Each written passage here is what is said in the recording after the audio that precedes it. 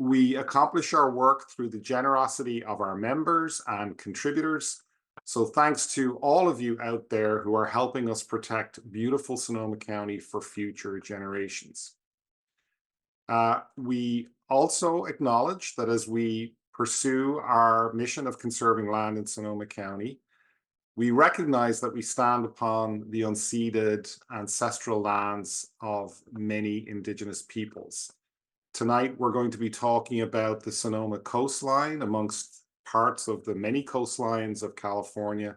And in particular, we recognize the role of the Coast Miwok people and the Kashaya-Pomo people in protecting and stewarding this coastline over many, many generations. We honor their knowledge, we honor their care and their stewardship of this special place across the ages, and we acknowledge the deep and lasting damage that colonization has inflicted on them. We embrace our responsibility to learn from and protect their cultural and traditional connections to the land.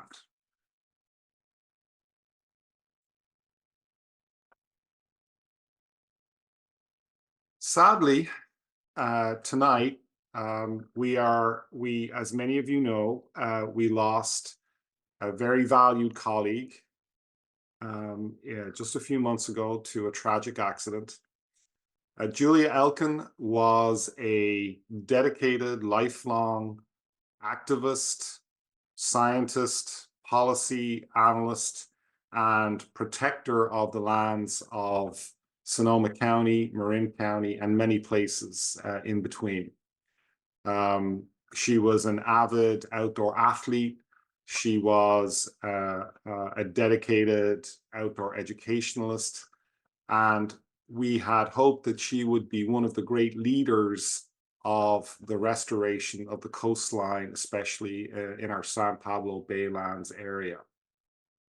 Sadly, she's no longer with us, and we dedicate, and it's an honor for us to dedicate this talk tonight to her memory.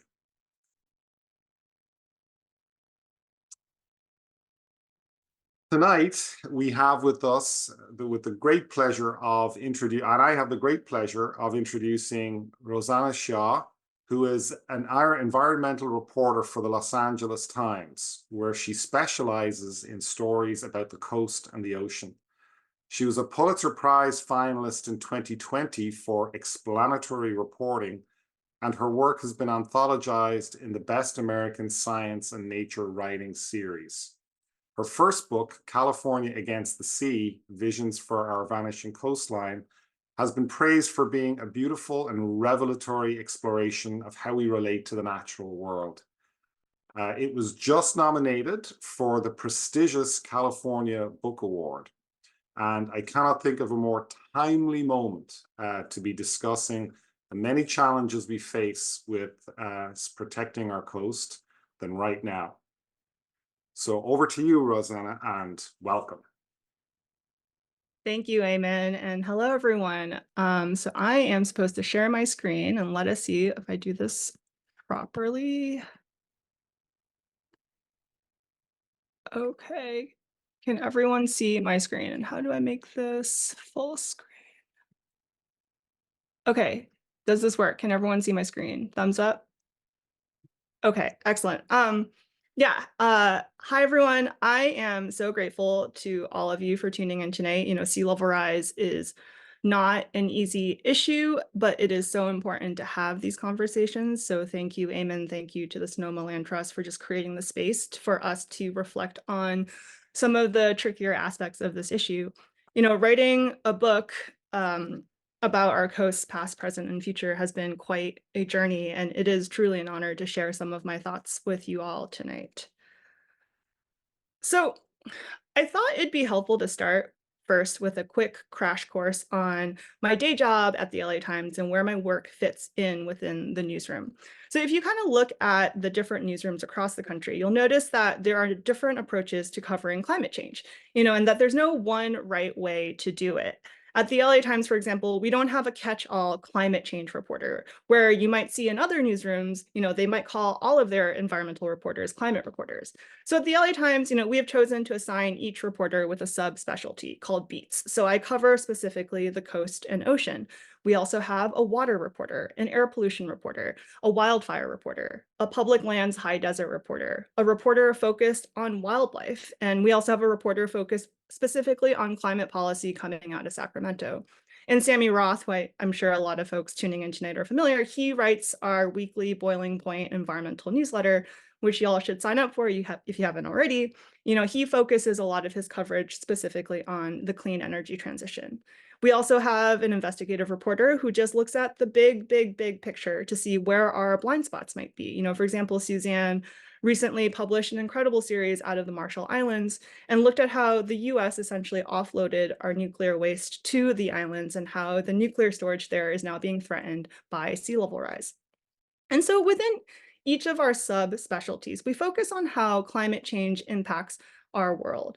Emissions for the air quality reporter, drought for our water reporter, fossil fuels for our energy reporter. And I think a lot about sea level rise and ocean acidification and kind of climate change issues specifically pertaining to our coast. And I do often remind myself that, in so many smaller newsrooms, they might have only one or two environmental reporters covering all things climate. And so I really am grateful to be able to focus solely on my subcategory. And again, there really is no right way to cover these issues. With the way the LA Times structures our environment team, it's almost a reflection of the silos in which we categorize our natural landscapes, which is not, necessarily something that we want to be perpetuating. So I joke all the time with our water reporter, Ian James, that all the water until it gets to the beach is his, and then I have the rest of the ocean. But then what about wetlands? And so we're constantly in this dance between freshwater, saltwater marshes, and, I think too, Ian covers the State Water Board. I cover the California Coastal Commission, because that's how our natural resources are managed and separated and categorized in Western society, even though everything ultimately is connected. And I kind of say all this because I found that the most effective climate change stories are the ones that have a sharper focus. Rather than writing about climate change, capital C, the more you dive into specific places, communities, people, and issues, the more you actually inspire people to think about the broader issues and how they fit into these bigger pictures. So another point that I just want to quickly index on for a moment for the folks, who aren't already familiar with these terms, when talking about climate actions, you can broadly put them into two different categories, mitigation and adaptation. And I find that the two often get conflated. So mitigation is all the solutions and efforts to actually reduce the rate of global warming. So when you hear things like net zero emissions, electric vehicles, phasing out oil and gas, these are all examples of mitigation. And adaptation focuses on all the things we need to do to respond and prepare and brace for the consequences of climate change, regardless of how much we mitigate. And something that I tell journalism students all the time, and this applies to anyone working in the climate space, knowing clearly whether your story or issue or message is about mitigation or adaptation, or sometimes both, can really help sharpen and focus what you're actually trying to say about this issue. So California, for example, I think talks a really good talk when it comes to mitigation, but there is so much work to do in adaptation. And a lot of the people I talk to in the adaptation space say we are really behind on this front in California. That's where a lot of the tricky questions of cost come in. That's where the politics get a lot muddier, when you have to ask people to relocate their properties or letting go of the way we've always done things. But for the layperson, someone might think, oh, wow, California is doing so much great work on climate action. But when you clump both mitigation and adaptation together into one climate change talking point, you really lose a lot of the nuance, especially on the adaptation front. And so, I ended up living and breathing the issue of sea level rise because at the LA Times, again, I get to focus specifically on just issues about the coast and the ocean. And the story of sea level rise is truly one of the biggest climate change stories along our coast and in California. And, the California coast is huge. It's more than 1,200 miles long from the Oregon border all the way to Mexico. And that's not counting the hundreds and hundreds of miles of inner shoreline along San Francisco Bay. And I know I'm preaching to the choir here tonight to anyone who lives in Sonoma or north of San Francisco, but it's still astounding to me when I show this map of California because so many people still think California stops at San Francisco and that San Francisco is Northern California. And then they see this map and they go, oh my God, there's still so much more California north of San Francisco. And there are so many different topographies and communities along this coastline, each with their own unique stories and their own unique ways of looking at an issue. So it's really important to me as a reporter to give space for the individual needs of each community while also keeping in mind how we all fit into this bigger whole. And so I look at this map and I consider myself, both a local reporter times 100 and also a state correspondent covering a state that honestly feels like its own country. And, one of the most meaningful parts of my day job, I feel like, is really helping people realize that, the person who is doing research in this corner of the state, is also like similar to what this research is doing in this other institution, and this community over here is facing similar issues to this community over here. And, I remember one county supervisor once telling me, reading your articles made me realize just how narrowly I had been thinking about this issue. And again, this issue of sea level rise is largely an adaptation story. Even if we stopped all carbon emissions tomorrow, there's still a significant amount of sea level rise baked into what we will be experiencing for the next few decades. The ocean has absorbed more than 90% of the excess heat from the excess carbon that we have emitted since the Industrial Revolution.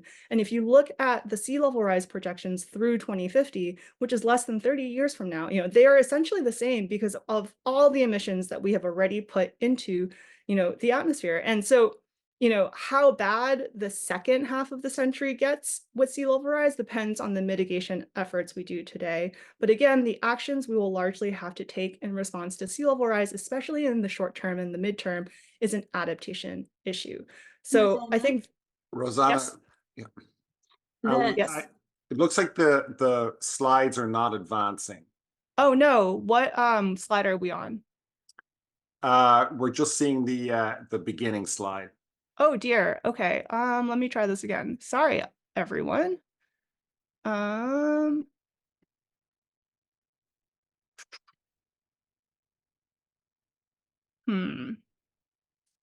I'm sorry. Was this okay? Let me see.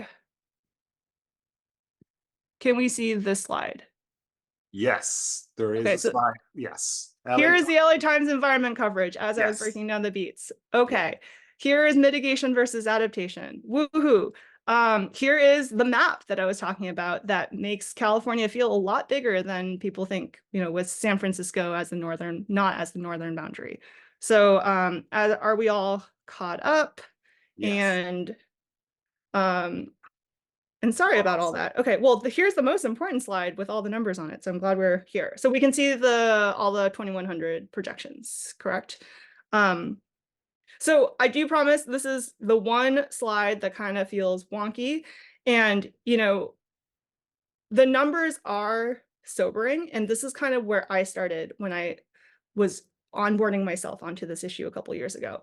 We're looking at as much as 7 feet of sea level rise by the end of the century, depending on how much we mitigate or slow down carbon emissions today. $370 billion in property damage is projected to be at risk of flooding. More than 2/3 of our beaches in California could disappear entirely by end of century, and West Coast salt marshes could go completely extinct as an ecosystem by the end of century if we continue business as usual. And so with each of these numbers, I, started out by doing the old school newspaper approach and wrote a news article every time a new number came out. A new study found that more than 2/3 of our beaches in California could drown by end of century. A new study found that all of the state's salt marshes are at risk of vanishing, et cetera, et cetera, et cetera. I'd break the news, it would make a splash. Oftentimes it was on the front page. People would say, oh my God, we have to do something. And then the next day they move on. There's always another issue to grab our attention. And that's when I started to slow down and realize, numbers alone don't work and they don't tell the whole story. People tend to remember the stories you tell them, not the data. People tend to remember how they feel when hearing this data rather than the data itself. And so it is my job as a reporter and writer to help people make more meaning out of this data. And I'll never forget talking to this, highly respected coastal engineer a few years ago. He told me after feeling pretty defeated from just the public process that, Sea level rise is no longer merely an engineering problem. It's a social problem, he said. It's a political problem.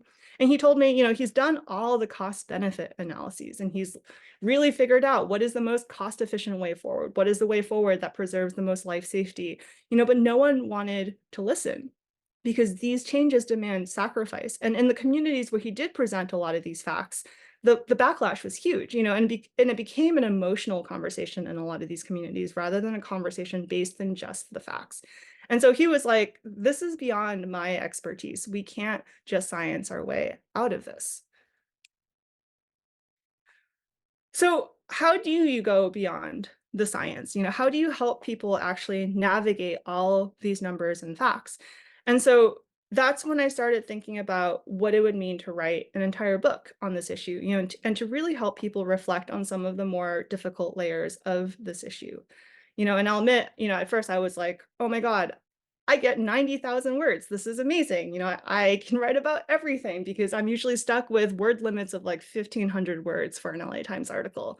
But I learned really quickly that even just within California, and I chose to focus my book intentionally on just California, picking where to take the book, where to focus my storytelling was really, really hard. I went to dozens of communities but ended up having to kind of pick which ones to go back to and which one to really do like deep dives into. And the book ended up with just 13 chapters. And I had to make sure I wasn't just going to 13 different places up and down the coast, asking and answering the same question, just from a different place. It really, writing this book really was just trying to figure out how to build almost this chorus of people and facts and stories and to find the universal truths in each of these stories that I was, intentionally choosing to tell and, ultimately helping people think about their own stories as they read about all these other communities.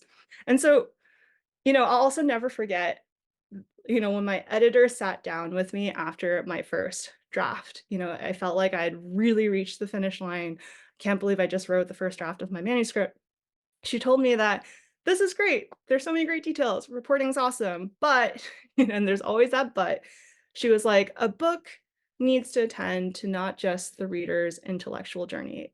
A book also needs to attend to the reader's emotional journey and ultimately their philosophical journey.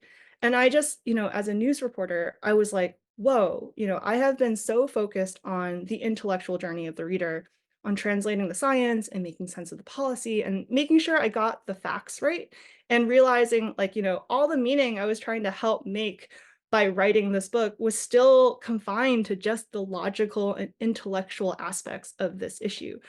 But, and so beyond all this, I really needed to start thinking about the philosophical journey of the reader and how each story, fits into this bigger exploration of what it means to live with sea level rise along the California coast.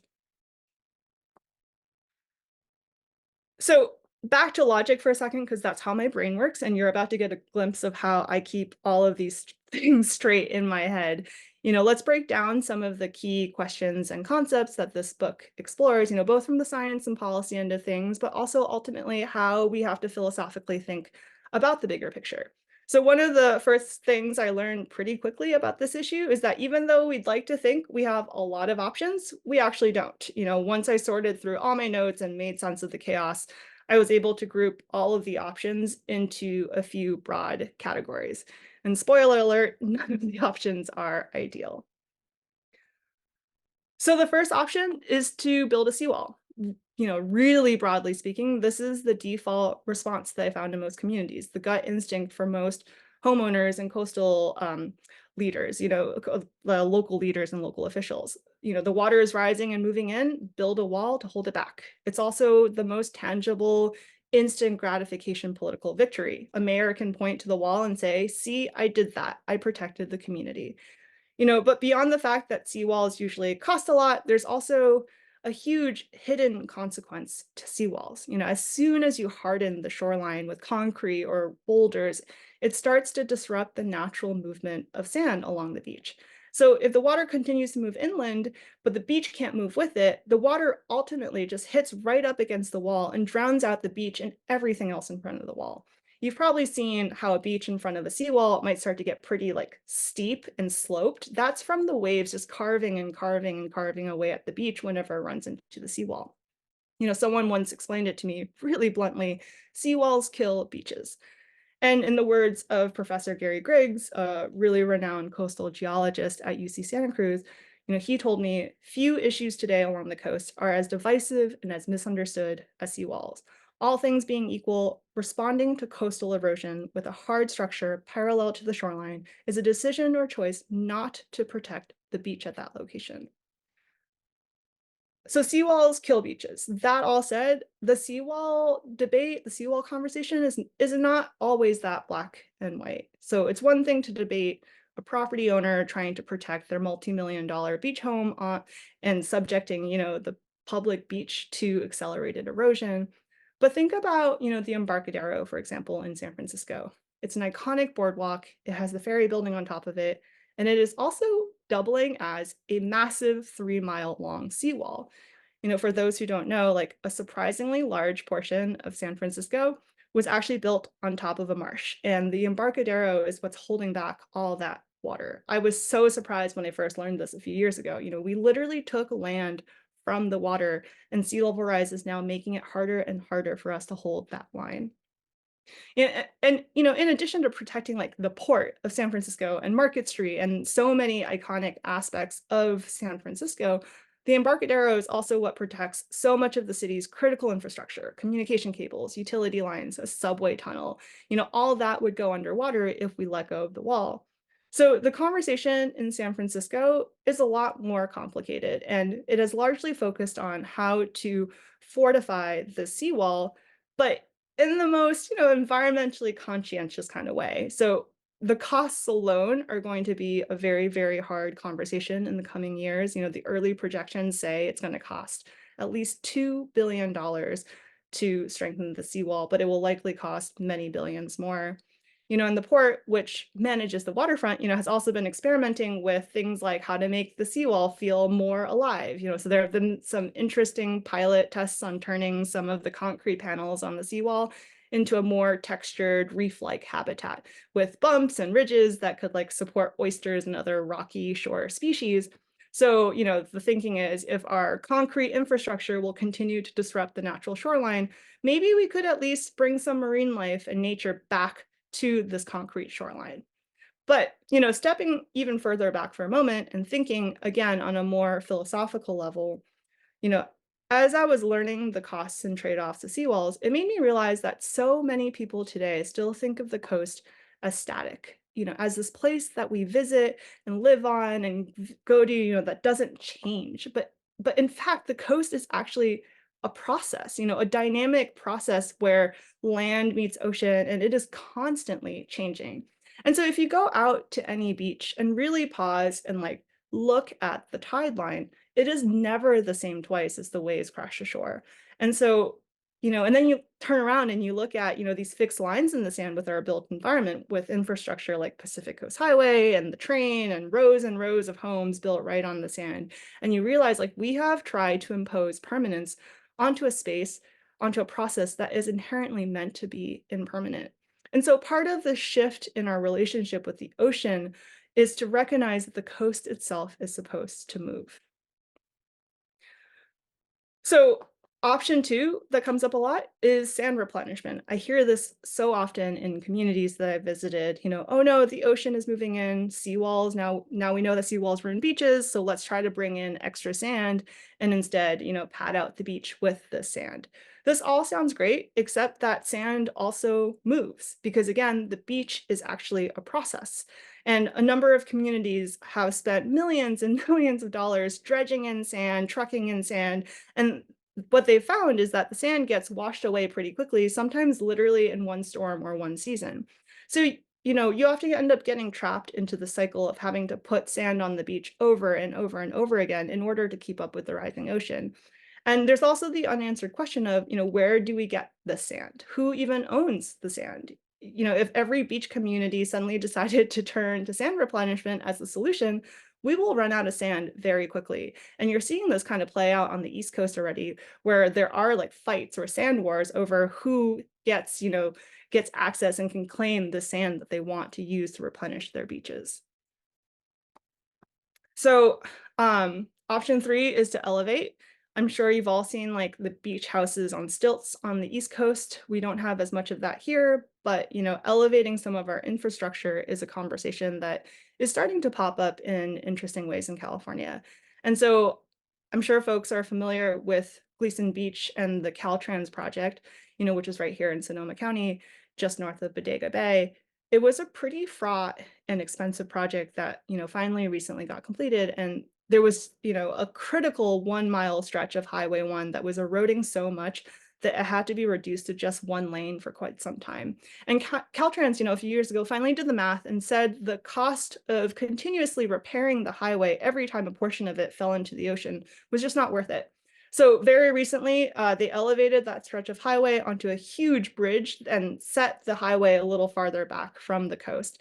And the bridge itself is massive. I've talked to a lot of people who live in the area who said, the bridge looks like a pretty ugly overpass. And it really is shocking to see just how much the landscape has transformed over there. But, a number of people did come around to the project because by elevating the road, Caltrans was able to remove a problematic culvert that had choked the creek and the salmon run for decades. And now there's all this space under the bridge for the wetland to recover and reset with the rising water. But, you know, I keep having to remind myself this is not going to be the solution everywhere. You have to have the space to do this. You have to have the buy-in and support from the local community. And reconfiguring our built environment in this way costs a lot. Realigning less than 1 mile of coastal highway and elevating it here ended up costing more than $70 million. And, I know some folks tuning in today might be familiar with the conversations that have been gaining momentum around elevating Highway 37, but the cost of doing that is even more enormous. We're talking billions and billions of dollars. So we're not going to be able to do this everywhere along the coast. Option 4 is to relocate, and I'll just say it, manage retreat has become such a politically fraught term.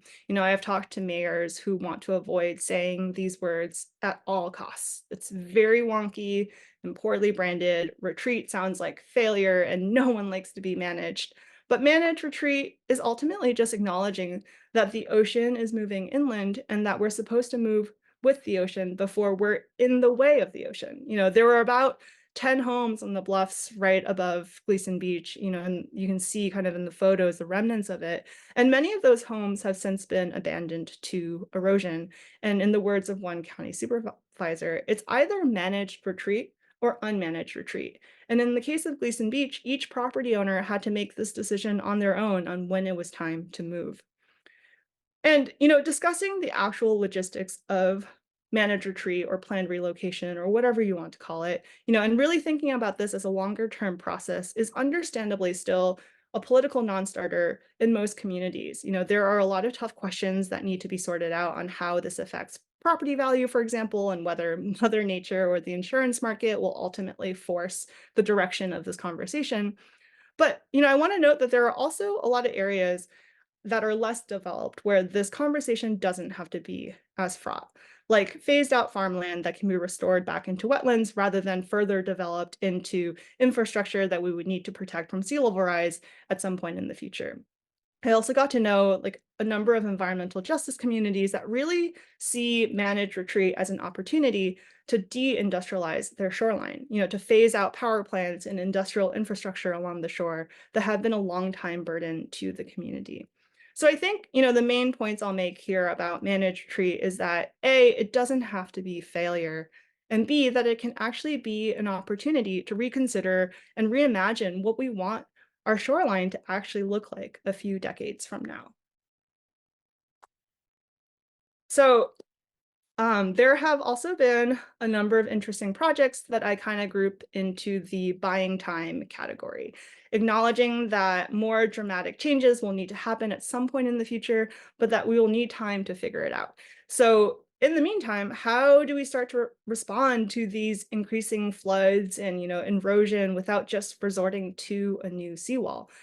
There are a lot of interesting wetland restoration projects that I've been tracking and also dune restoration projects kind of up and down the coast that are starting to be conceived with this notion of looking to the future rather than just thinking about restoration as something of returning to the past. And also kind of these projects are kind of really leaning to this idea of leveraging more natural systems to buffer from sea level rise, all with kind of buying time in mind. There was an interesting project recently at Cardiff State Beach in San Diego County, where the coastal highway was already getting shut down pretty regularly from coastal flooding, but there was not enough willpower at the time to relocate the highway completely. So the State Coastal Conservancy helped come up with a hybrid plan where a wall of boulders got placed along the highway, a revetment basically to serve what a seawall would usually do. And then they buried this rock wall with a big sand dune habitat on top with like vegetation, and there's like a lot of wildlife that frequents the dunes now.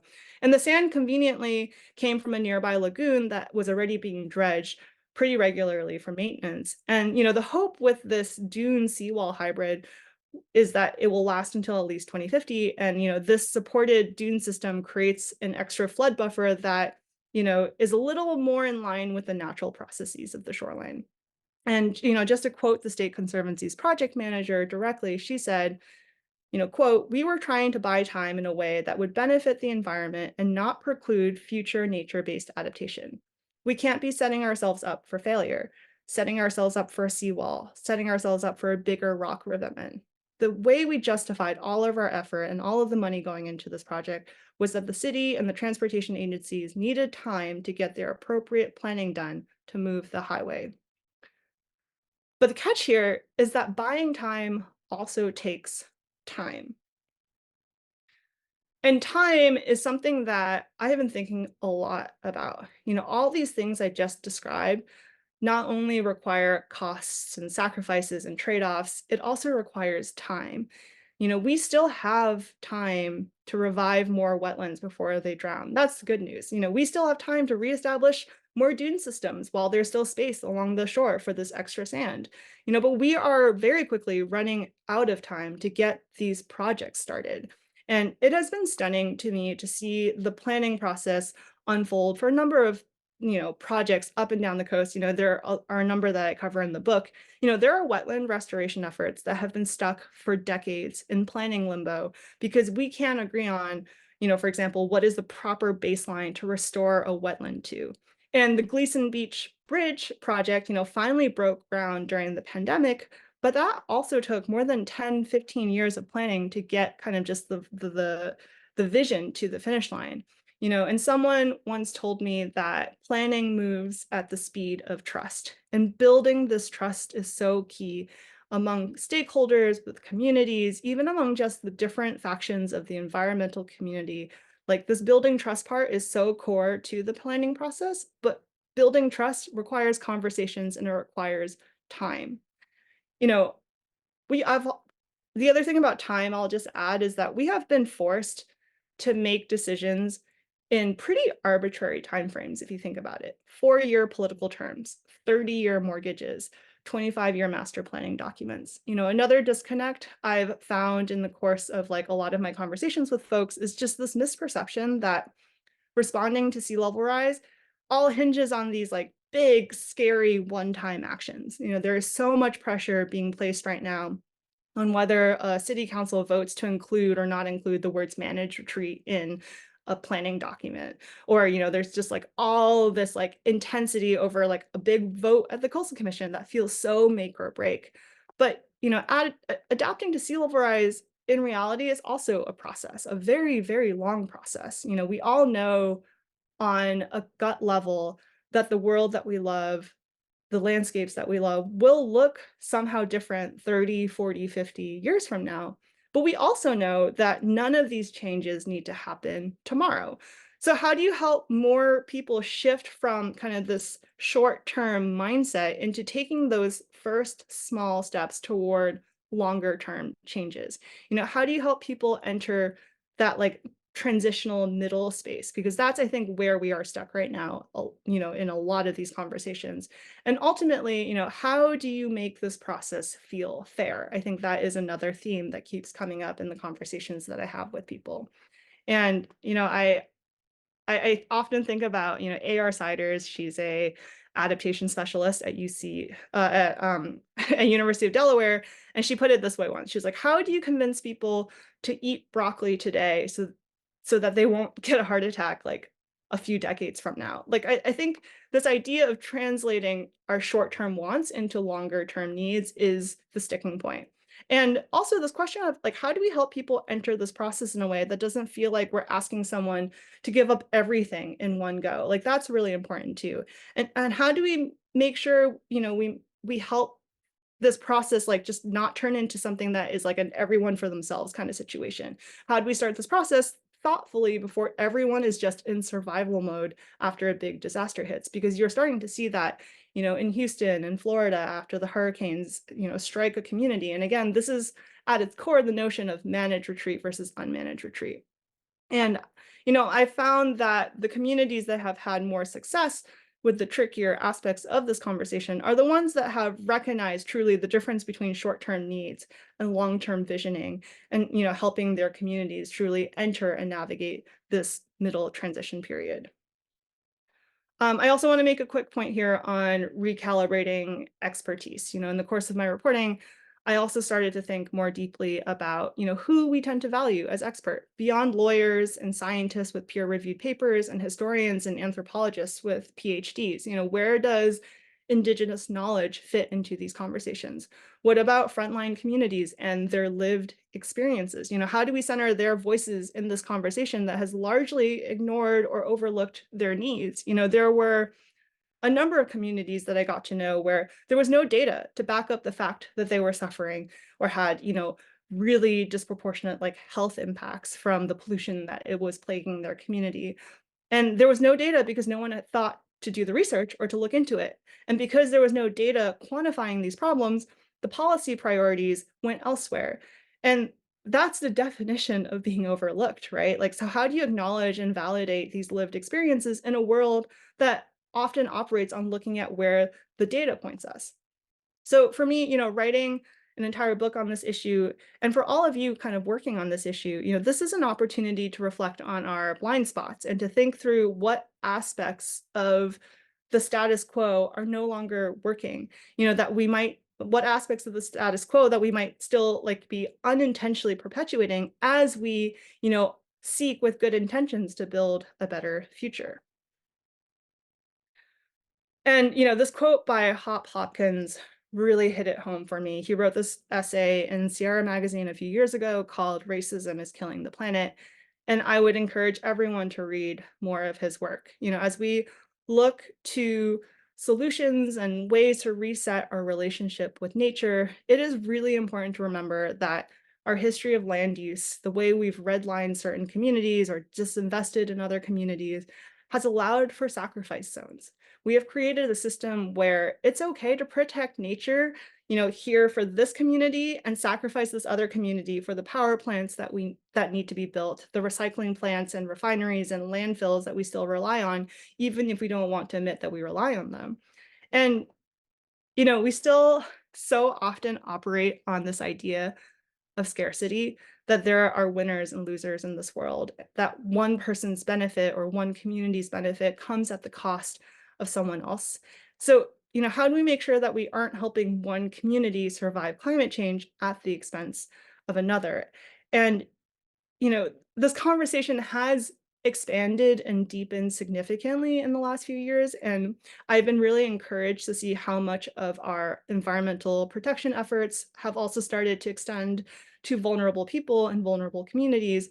But there is still so much, to consider. Like there are communities living next to toxic waste sites, a lot of them in the Bay Area, for example, that have fought for years, for decades, for cleanup, long before sea level rise and flooding even became such an urgent threat. And sea level rise has now only accelerated the problems that these overlooked communities have already been struggling with for decades. You know, and like something that I do feel like I say a lot these days is like our generation today didn't necessarily create these injustices, but it is on all of us to make sure we don't continue to perpetuate these historical inequities. And it begins with recognizing and owning up to these problems that got us here in the first place. One big lesson for me in this process is that, really truly recognizing that environmental change and social change are inseparable. Our social history is inseparable from our land use history, and how we use land is ultimately environmental history. So, you know, how we own and control land, whether for development or even restoration, that comes down to who is in power. And speaking, again, to the philosophical journey of like my own journey here, the book really starts to explore what it means to share power and to start redistributing this power.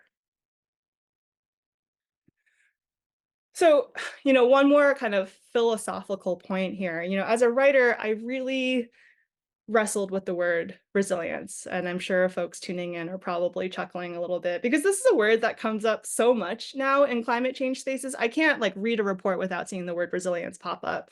And it's gotten to the point where it can mean so many different things to so many different people. And in other spaces, it's just like it doesn't mean anything anymore. It's just like it's resilient this, resilient that. And what does it actually mean to be a resilient community or to have a resilient coastline? And so, I actually sat down when I started like losing my mind over like this word resilience.